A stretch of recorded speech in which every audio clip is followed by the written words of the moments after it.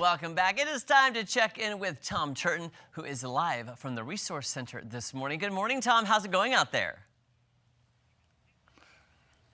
Good morning, Jeremy. It's going fine. And look who I have to talk to, Roy Rickstrew, your disability rep. Good to see you. Good to see you too, Tom. Okay. We've talked about things like this before. We're going to talk about the relationship you have with your doctor if you're going through disability and all of that stuff. And you got some pointers. Yeah. So don't be frosty with your doctor since it's seasonal and all. And we run across this from time to time. Yeah. When I'm reviewing medical records, you'll see pretty massive conflicts sometimes between the patient and the doctor. And we understand your health is failing. It's a tough time. A lot of times people get emotional, get really worked up about it. It's frustrating as can be. But when that conflict appears in your record, it hurts your case. I would imagine so. So, I mean, how do you kind of prepare?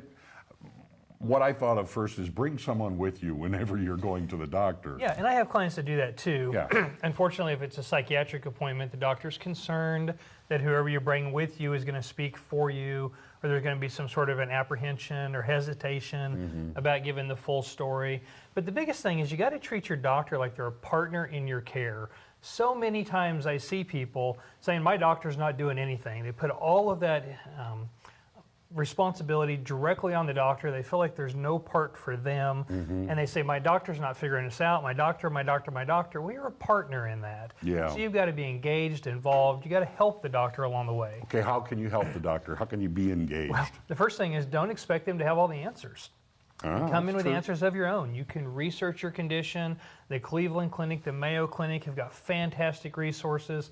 I know there's doctors out there that are probably saying, gosh, we don't like people researching this ahead of time and coming in and trying to tell us how to do our jobs.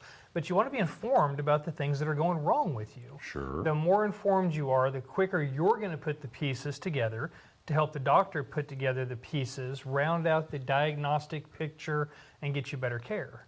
Yeah, because the doctor is not a mind reader. For sure. And that's why you got to have this open dialogue about the care's effectiveness. Doctor prescribes you medicine. It's real important. There's that dialogue about how it makes you feel, about problems you're having with it, about successes. Track how you're doing post-medication. So much of the time people come in and they don't really know how the medication is helping or it's not helping or they can't articulate that. So you need to make sure that you're preparing ahead of time for those appointments. I would imagine you need to look at both sides of the equation and not just gripe about things, but at least give information to a doctor. Yeah, most definitely. And that's the problem with these conflicts, is it makes you look like you're unwilling to follow care when we read this in the records, or that you're disinterested in getting better. Unfortunately, a lot of times the records from the doctor's perspective, the person who's maybe been chewed out, for example, it starts to look like maybe you're part of the problem instead of part of the solution. Oh, yeah. Being non-cooperative? Yeah. And judges especially are real concerned about people being respectful and coming in and being able to demonstrate they've done everything that they can do. So those conflicts make it look like you disrespect your doctor. Yeah, and you don't want to be part of the problem. You want to be part of the cure or the treatment. Most definitely. And so it's real important we don't give the doctor the cold shoulder. We want to prepare for the appointments. We want to make notes and cheat sheets. You can even ask for things to be added to your record. We've talked about that before. Yes, we have. And so make notes ahead of time. Take them with you. Ask the doctor to include them. That way what you want to say makes the record instead of having to convince the doctor to add it on his own. That's where a lot of that conflict comes from. Well, it's like prepare for your appointments. Don't just show up and... He's not going to try to wing it. You probably shouldn't try to wing it either. Right. And the thing is, people are immediately going to say, we don't have very long with the doctor. The appointments are short. Sure. And that's why we don't want to snowball the doctor. Utilize the portals, the Healthy Me and the My Mercy or whatever they're called at this point. You can communicate with your doctor between those 5 or 6 month appointments or even 3 month appointments.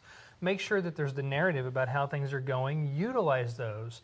Stay focused on the complaints that you have instead of coming in and unfortunately chit-chatting a lot or coming in and griping without legitimate concerns. So it's real important that we just don't come in and complain about how things are, but rather we tell the doctor how things are and how we wish they were better.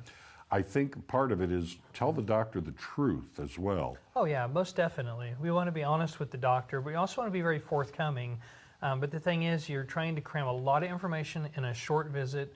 Doesn't have to be that way. utilize those portals, call your doctors even if you have to. And you take, for example, like seizure cases or migraine cases. Yeah. People don't always go to the doctor when they have a seizure, but you can mercy that doctor and tell them that you had. It becomes part of your record. We get a feel for the frequency of the headaches. It's those in-between appointments that are real helpful to developing out your case. Invaluable. People want more information or would like to make an appointment with you. How do they do it? Well, scan the QR code. That's the easy way. Go straight to a calendar link. You can put yourself on my calendar when it works for you, or give me a ring at the 417-812-6698. All right. Roy? Good to see you, Tom. Good seeing you as well. Come and see him. Give him a call. He'll take a lot of weight off your mind. Merry Christmas and happy holidays, guys. There you are.